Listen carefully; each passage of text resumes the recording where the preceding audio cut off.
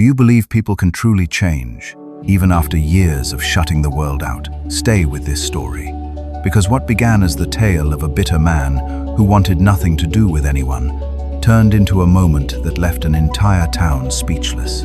For years, people in the small community at the edge of the woods whispered about the old house on the hill. The shutters were always drawn. The yard grew wild, overrun with weeds and tangled branches. Children dared each other to run up and knock on the door on Halloween, but no one ever made it to the porch.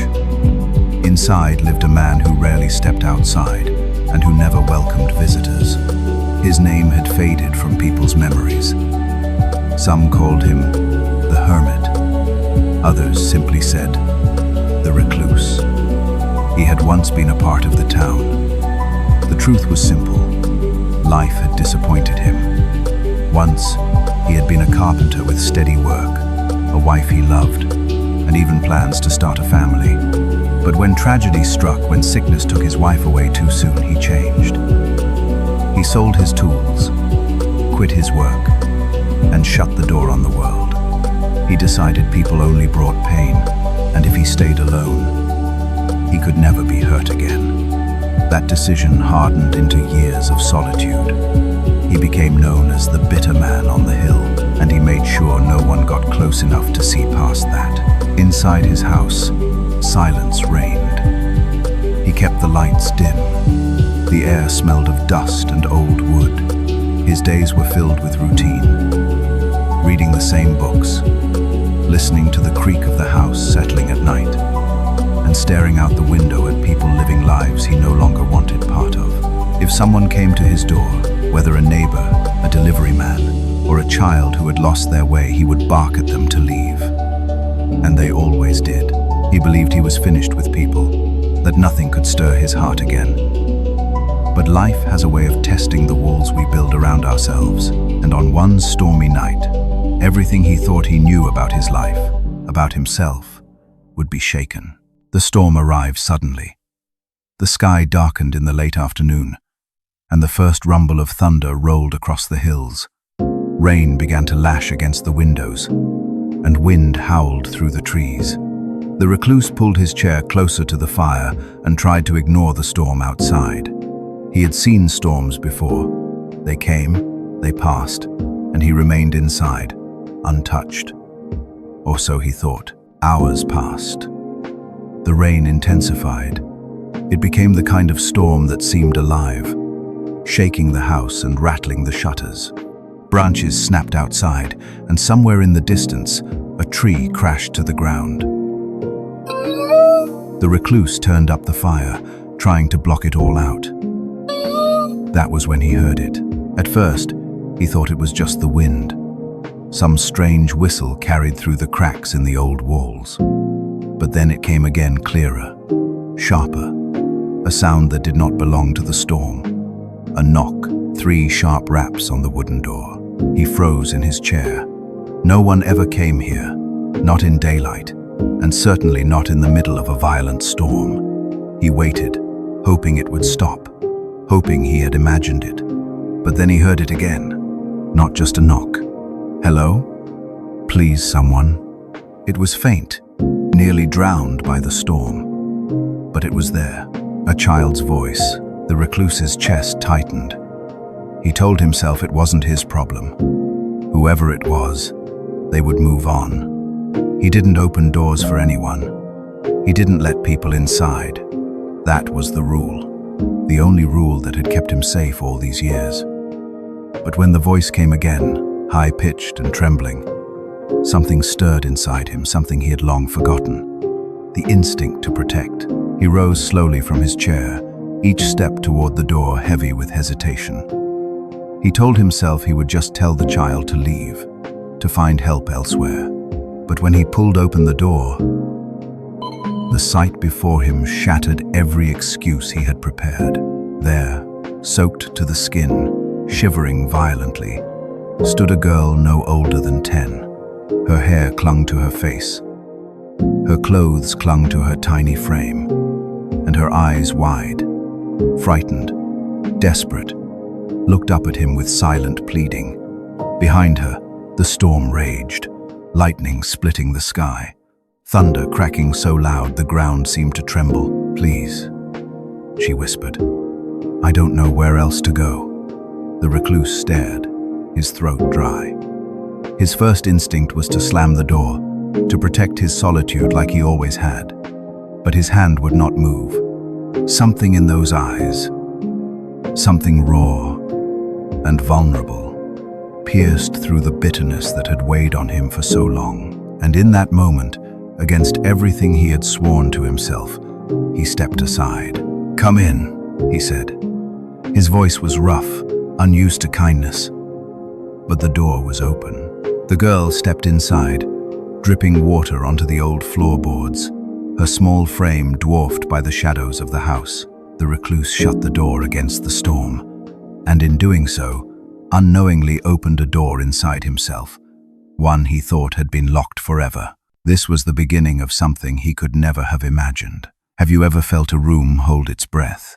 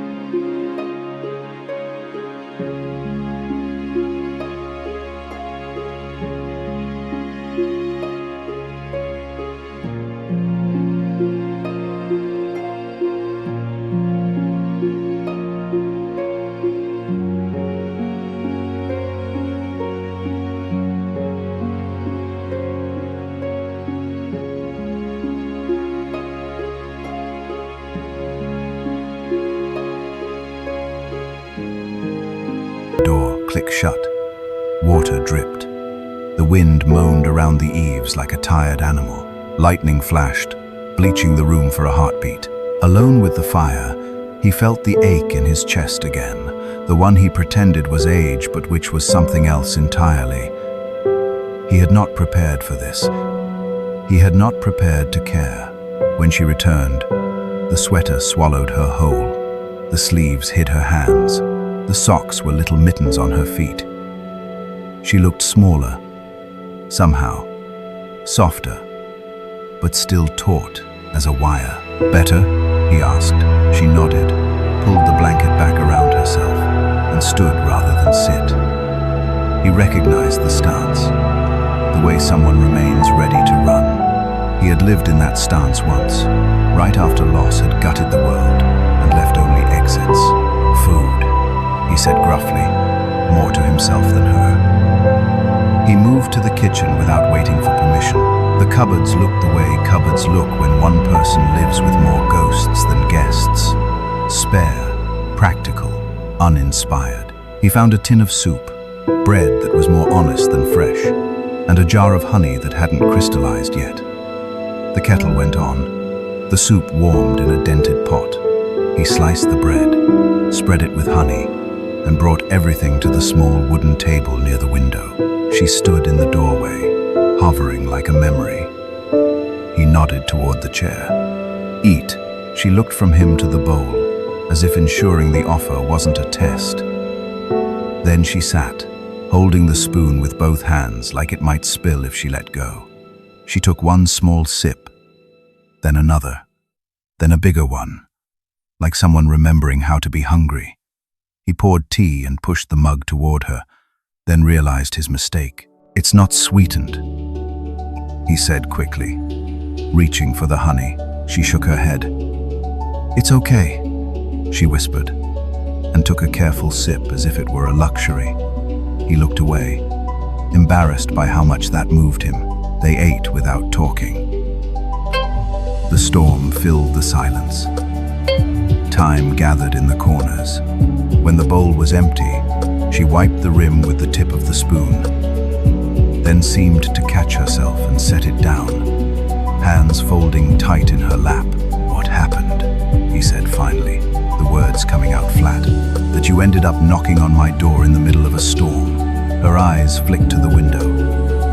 The trees beyond were black silhouettes thrashing against darker sky. She took a breath that sounded too big for her chest. "I got lost," she said. "How?" "I was walking, and then the rain came, and then the road didn't look like the road anymore." He frowned. "At this hour? Where were you walking from?" She shrugged, the blanket shifting on her shoulders. It was a useless answer, and an honest one at the same time. He waited. He had spent years not speaking. He knew silence could be a rope someone could climb. After a long moment, she added, "I was trying to get to town. In this weather." Another tiny shrug. I thought there'd be lights." He leaned back, let the chair creak. "There are lights, just not many on the hill." She nodded, and for the first time there was a flicker of something like humor in her eyes. The kind that shows up only after danger has loosened its grip a little. It vanished almost at once. "Do you live nearby?" he asked. She shook her head. "Are your parents looking for you?" A flinch. Very small. If he hadn't been watching, he would have missed it. She turned her face toward the fire. He changed angle. "How did you find this place?" "To find. I saw the chimney," she said, staring at the flames like a compass. "The smoke. I thought, someone's inside." He followed her gaze. The chimney had saved her. Or the fire had. Or something older than either. He rubbed a hand over his jaw. "You were right."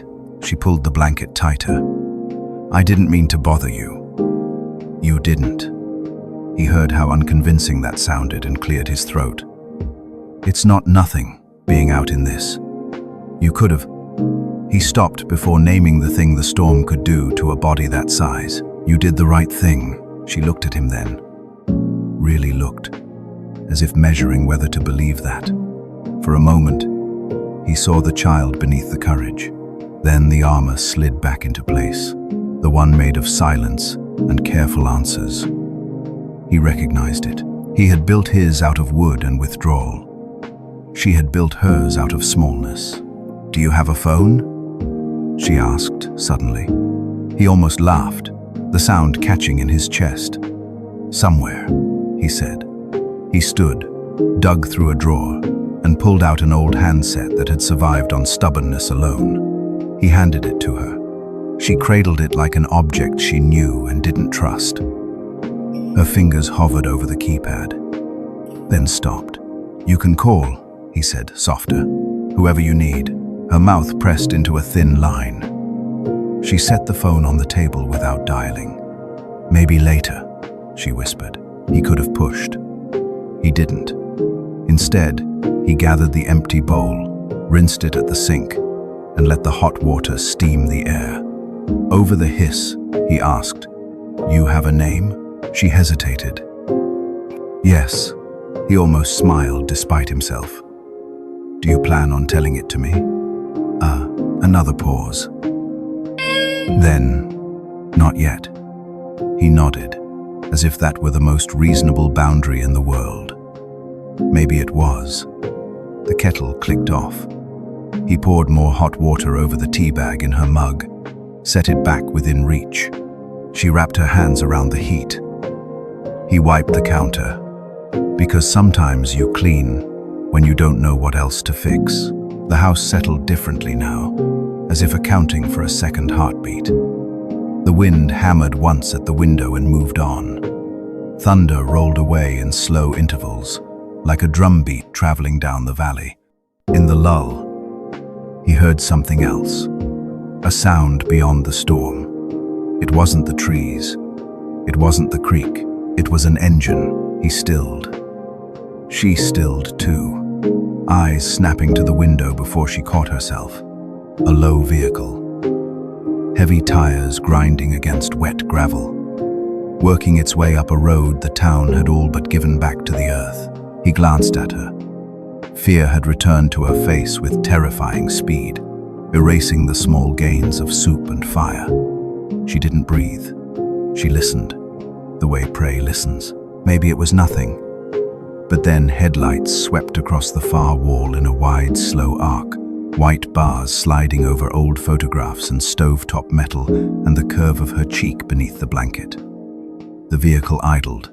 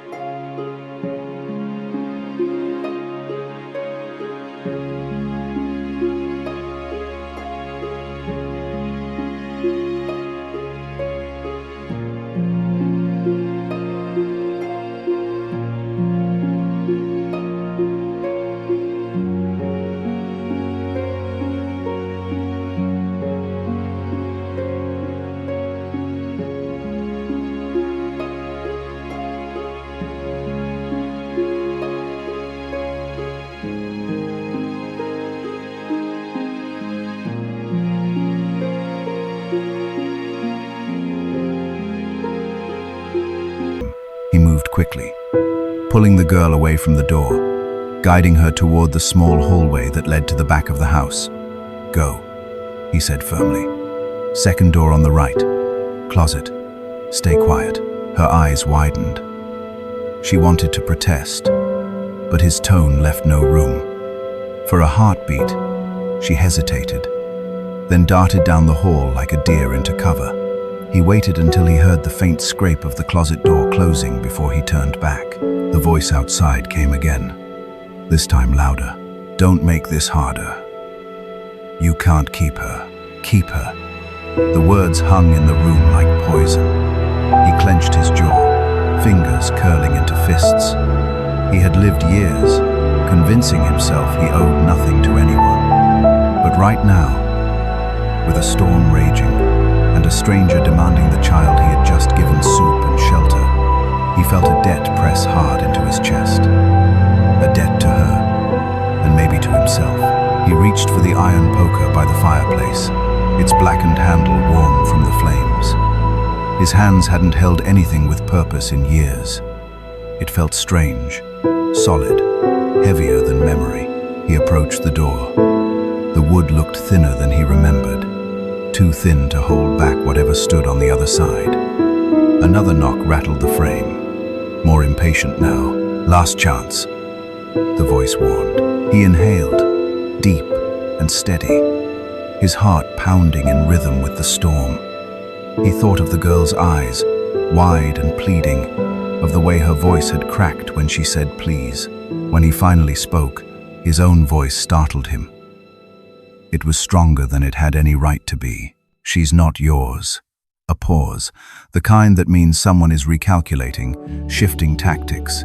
Then a chuckle, low, humorless, dangerous. You think you can stop me, old man? He lifted the poker, firelight dancing on its iron tip. His shoulders squared, his back straightened in a way it hadn't in years. He was no one's hero. He was no one's savior. He was a man who had built a fortress out of solitude. And yet here he was, standing between a child and the dark. The voice outside sharpened. Step aside, or I'll come through that door. Now, thunder cracked directly overhead, shaking the windows. Rain slammed against the glass in sheets. The fire flared in the hearth as if it too was listening. The man's pulse surged. For once, he wasn't thinking about what he had lost, about all the years wasted on bitterness. He was thinking only of the girl curled in the back closet, clutching borrowed wool, waiting for someone to choose her side. He tightened his grip on the poker, his jaw set. His voice, when it came, was steady, try, and with that word, the house shifted from silence into battlefield. The storm outside raged like it wanted to tear the world apart. The roof groaned, the shutters clattered, and water streamed down the glass like rivers running vertical. But inside the house, the storm had a voice, and it was right outside the door. The man stood with the poker poised in his grip, breath steady but sharp in his chest. He had not held a weapon since the days when life still asked him to fight for something. Back then, he had chosen silence, withdrawal, a retreat into walls and shadows. But now, the weight of iron in his hand felt like a line in the sand. The voice outside came again, harsher, angrier. Open it or I'll splinter it myself. The recluse glanced once toward the hallway. He could almost feel the child crouched in the closet, clutching wool, eyes wide in the dark.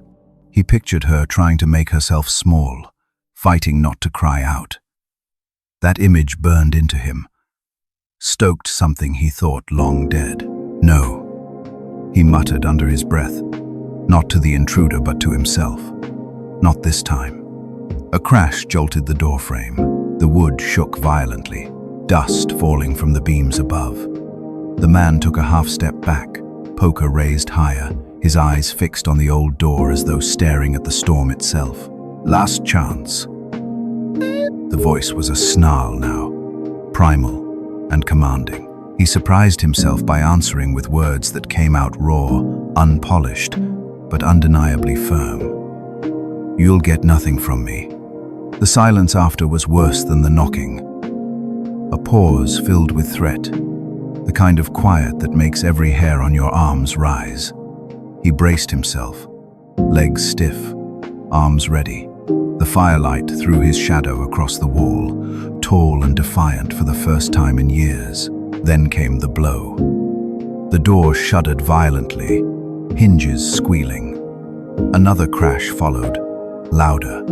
The man's heartbeat thundered in his ears, yet his feet held steady on the wooden floor. His knuckles whitened around the poker. He had lived his life, shrinking away, shutting down, refusing to stand for anyone. He had told himself the world had taken too much from him to give anything back. But tonight, the world had delivered something unexpected. A frightened child in need, and the storm to test whether he would keep hiding or finally step forward. Another smash. The frame splintered slightly, just enough to let in a blade of cold rain through the crack. The voice outside was ragged with fury. "Move, or you'll regret it. Regret." But now, standing here, he realized there was one regret he couldn't stomach, not anymore. He would not regret failing her. The man tightened his jaw, planted his feet firmer, and drew in a breath that seemed to anchor him to the ground itself. "If you want her," he said, his voice low but cutting through the storm, "you'll have to take me first." The wind screamed, the fire popped, and then another crash tore against the door, louder, angrier, closer to breaking point. The wood splintered more. Pieces fell onto the floor. One more strike and the door might give way. In the hallway, a faint sound reached him, a whimper, quickly muffled. The girl. She was listening. She knew. And whether she realized it or not, she was waiting for his choice. The recluse lifted the poker higher, his shoulders set, every nerve alive with tension. His house had been a tomb for years, but tonight, it was something else. Tonight, it was a shield, and he, against every instinct he had built for decades, was its guardian. The door gave way with a crack like a gunshot. Splinters flew inward, scattering across the dusty floor. A shoulder forced its way through the gap.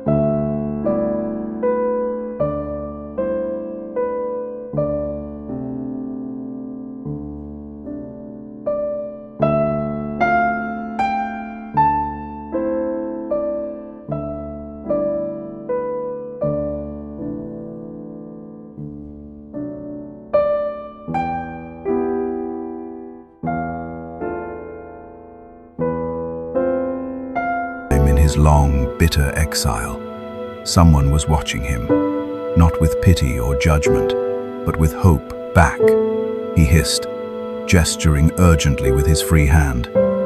"Stay back." She shook her head, her lips parting as though she wanted to speak. But fear strangled the words. Lightning split the sky, illuminating the hall, her face pale and trembling, but her eyes locked on him as if he were the only barrier between her and the void. The next blow shattered the lock clean off. The door lurched open, slamming against the wall. Wind and rain roared into the room, extinguishing half the fire in the hearth. The intruder stepped in fully now, boots thudding on the floor. Shadow looming, his grin sharp in the flickering light. The recluse raised the poker high, the storm swirling around them both. His voice cut through the chaos, harsher than thunder. "She's under my roof now. You'll have to kill me first." For a man who had spent years convinced he had nothing left to lose, the truth landed like lightning. He had something now, a reason to stand, a reason to fight. And as the intruder lunged forward, the recluse swung with every ounce of strength solitude had failed to drain from him. The poker met flesh and bone with a crack that rang louder than thunder. The intruder staggered back, his shoulder slamming against the splintered doorframe. Rain whipped around him, soaking the wooden floor as he cursed and steadied himself. The recluse stood firm. The poker raised again, his breath ragged, but his eyes steady. Years of isolation had weakened his body, but anger and purpose filled in the gaps. His hands trembled from the impact, yet he did not lower the weapon. The storm raged, the fire sputtered, and for the first time in decades, he was not shrinking back. He was holding ground. The intruder sneered, wiping blood from his brow with the back of his hand. "You'll regret that." He spat, his voice a guttural growl. He lunged forward, faster than the recluse expected, his shoulder crashing into the old man's chest. They tumbled against the wall, the poker clattering to the ground with a metallic clang.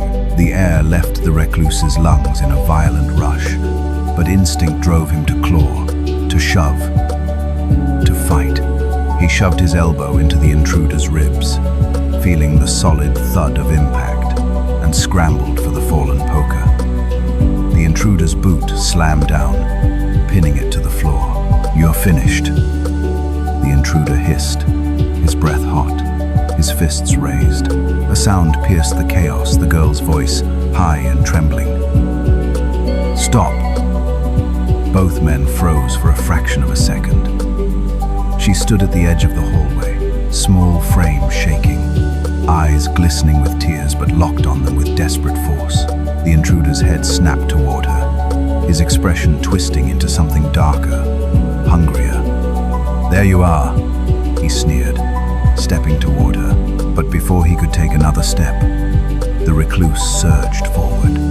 His body moved on instinct, old muscles screaming as he hurled himself between them. He shoved the intruder back with both hands, slamming him into the half-broken doorframe so hard the wood cracked further.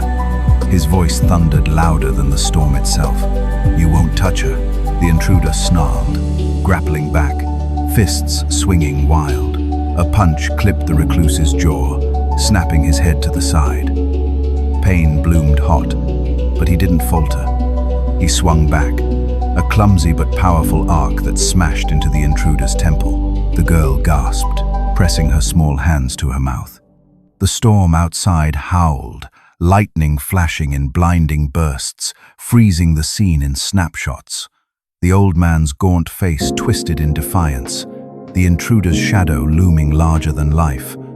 The girl's wide eyes watching the impossible unfold. The recluse's knees wobbled. He hadn't fought like this in years, maybe ever. Every blow rattled his bones. Every breath scraped his chest raw. Yet something inside him burned brighter than the pain, the realization that he was no longer fighting for himself. The intruder growled low, swinging hard, but the recluse ducked just enough. His hand found the poker again, yanking it free from beneath the intruder's boot. With a grunt that came from years of bottled rage and buried grief, he swung upward, the iron striking across the intruder's jaw. The man howled, stumbling back through the ruined doorway. Rain drenched him instantly, the storm swallowing him in cold sheets. The recluse stood in the wreckage of his door, chest heaving, poker raised once more. "Leave," he barked, "and don't come back." For a moment, the intruder lingered, eyes filled with venom. But then, another crack of thunder rolled overhead, and the weight of the storm pressed him back. With one final glare, he spat into the mud outside and vanished into the downpour. The recluse stood there, shaking, the poker slipping from his exhausted grip. He leaned against the broken frame, drenched in sweat, though the fire behind him had nearly gone out. His ears rang with the echo of fists, the roar of thunder, the girl's terrified gasp, and then silence. He turned slowly. She was still standing there, clutching her hands tight, her whole body trembling. But her eyes, they weren't filled with fear anymore. They were wide with something else. Awe, relief. The fragile hope of someone who had just seen a wall break where she thought none ever would. The recluse's throat tightened. He had spent years pushing everyone away, convincing himself he had nothing left to give. But tonight, in the fiercest storm of his life, he had given everything he had to protect a child he barely knew. And in her eyes, for the first time in years, he saw a reflection of the man he might still be. The silence after the fight felt almost unreal, like the storm itself was holding its breath. The recluse leaned heavily against the broken frame, every muscle aching, the poker slipping from his fingers with a dull clang. The fire sputtered in the hearth, its glow faint against the sheets of rain pouring through the splintered door. Behind him, the girl still stood frozen in the hallway, her small frame shaking, her eyes wide. For a moment, neither spoke. The only sound was the storm's howl outside and the ragged pull of his own breath. Finally, he turned toward her, his jaw stiff, blood running in a thin line from the corner of his mouth. "It's over," he rasped, his voice hoarse. For now, she took a cautious step closer, her eyes darting between him and the shattered doorway. Will he come back?" The recluse pressed his tongue against the inside of his cheek, tasting iron. He didn't answer immediately, because the truth was ugly.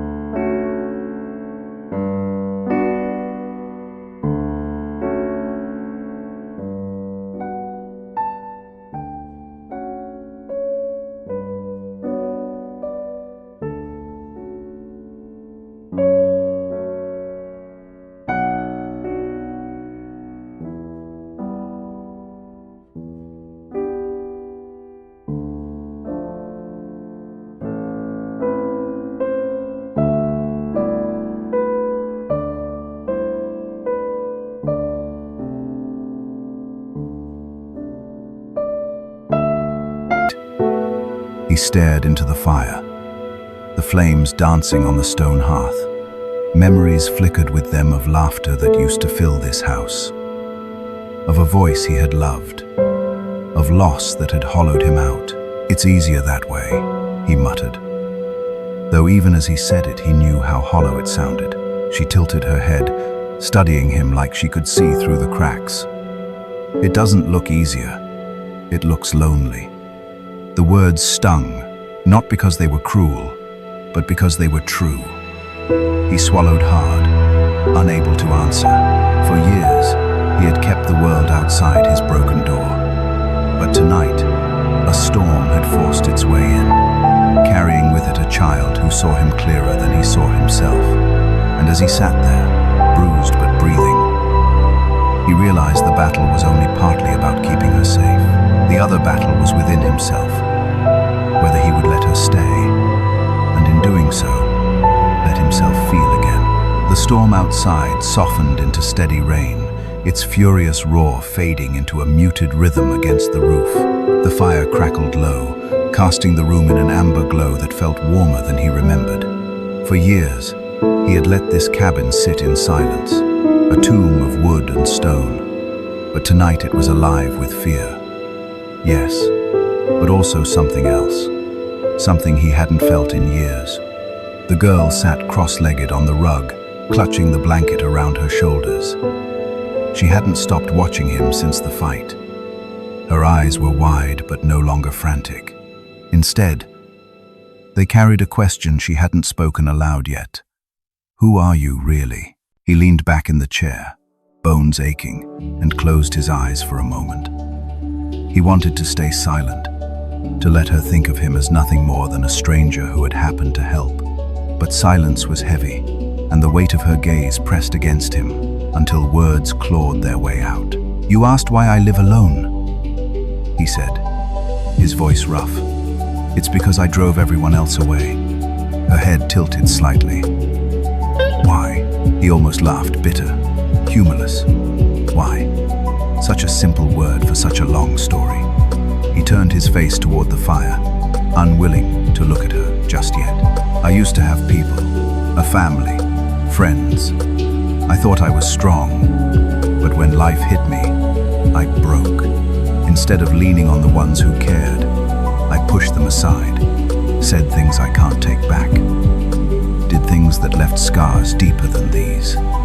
He raised a bruised hand for a moment before letting it fall. The girl hugged the blanket tighter. Her small voice broke through the quiet. "But you helped me. That doesn't sound like someone bad." The simplicity of it struck him harder than any insult. He finally met her eyes. They were earnest, unclouded by the world's cynicism, staring at him as though he were more than the shell he believed himself to be. "People don't change that easy," he muttered. "Maybe," she said softly. "But storms don't last forever either."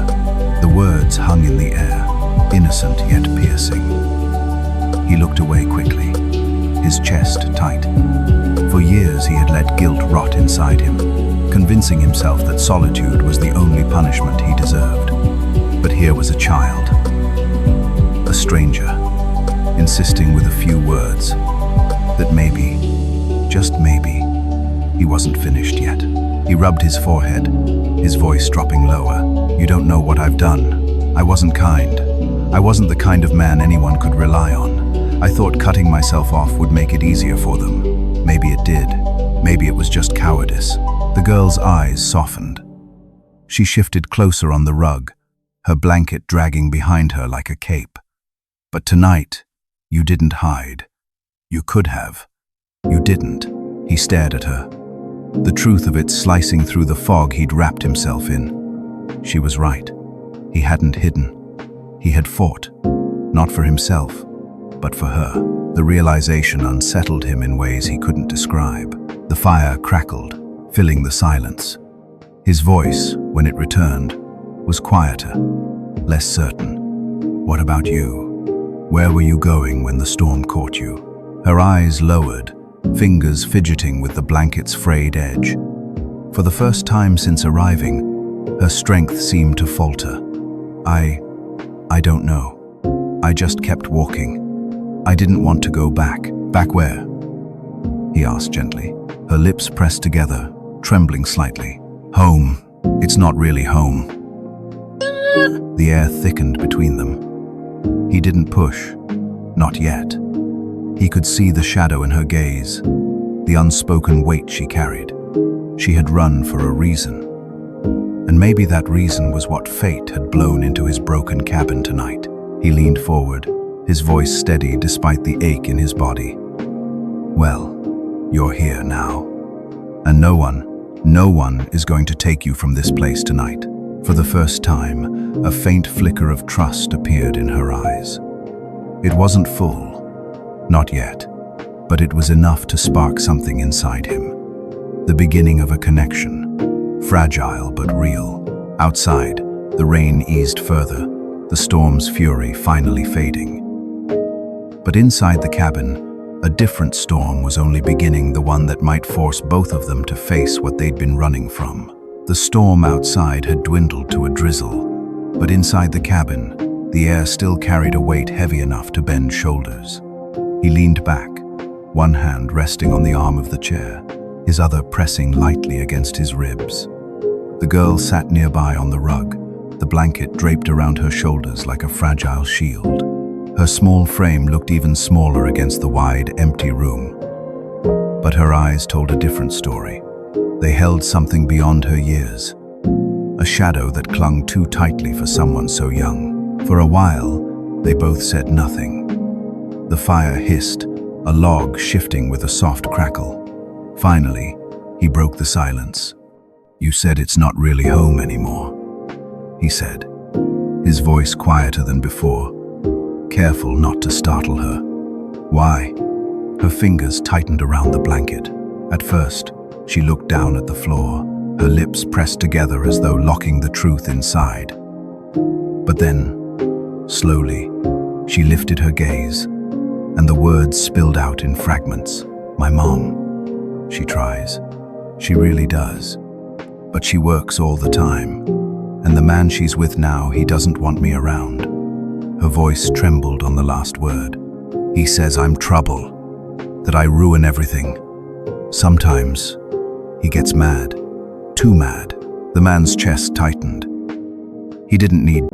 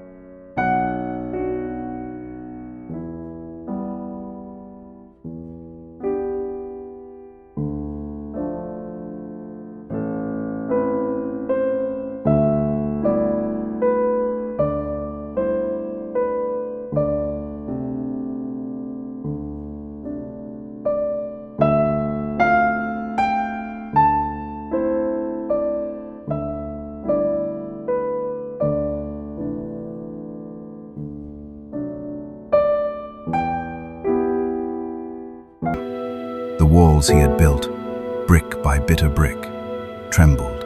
Maybe this storm, this night, this girl, had all been more than chance. A faint sound outside drew his attention, the snap of a branch underfoot. His head jerked toward the door, instincts sharpening again. He raised a hand, signaling her to stay quiet. The girl froze, clutching the blanket to her chest. Another sound followed, closer this time. Whoever had fled into the storm earlier, they might not be gone.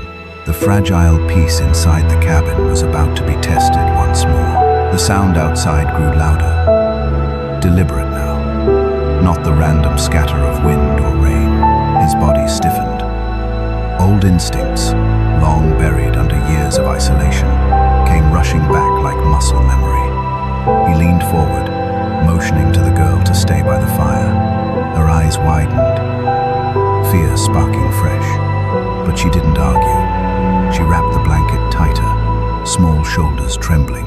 He moved slowly toward the door, every step sending a dull ache through his ribs, but adrenaline dulled the edge. He grabbed the heavy iron poker from the fireplace, on his way primitive, but solid enough to matter.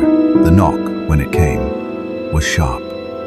3 quick raps that echoed through the wooden cabin. He froze, his breath caught. The girl whimpered softly behind him. "Stay quiet," he whispered over his shoulder. Another knock followed, harder this time. Then a voice. "Sir? Anyone in there?" It was low, rough, but not cruel. "Storm knocked out the roads.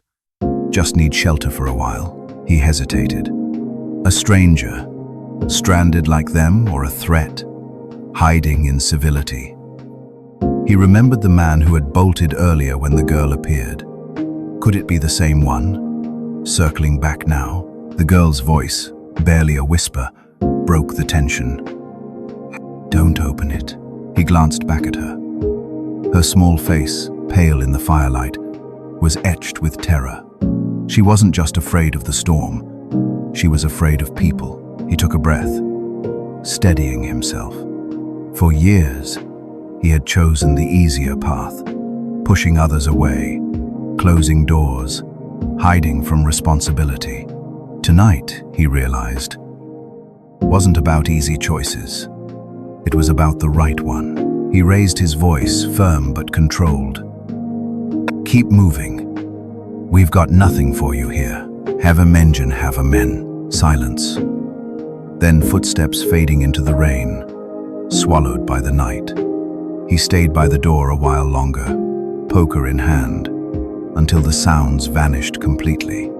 Only then did he lower it, leaning heavily against the frame, his body shaking with exhaustion. The girl's voice pulled him back. "Why didn't you let him in?" He turned, surprised. "You told me not to." She nodded, small but resolute. "Not everyone deserves a chance." Her words, though simple, cut deep. She had seen enough cruelty already to know that trust had to be earned. He set the poker down and walked back to the fire, lowering himself onto the worn chair with a groan. "You're right, but sometimes, people surprise you." Her eyes lingered on him, searching again, and then she crawled closer, curling up on the rug beside his chair. For the first time since she'd stepped into his cabin, her posture softened. She rested her head against the side of his chair, and within minutes, her breathing evened out into sleep. He sat there, staring into the flames, listening to the soft rhythm of her breath. Something inside him shifted again, subtle but undeniable. For years, he had carried the weight of his past like chains. Tonight, in protecting her first from the storm, then from the unknown, he felt those chains loosen. Not gone, but lighter. The storm outside finally faded, leaving only the quiet patter of rain on the roof. Dawn would come soon, and with it, choices. He didn't know what the future held for him or for the girl sleeping at his side. But for the first time in years, he wanted to find out. Because redemption, he realized, doesn't arrive all at once. It comes in moments small, fragile, but powerful enough to remind you that even the most broken can be rebuilt. And maybe, just maybe, stories like this remind us that redemption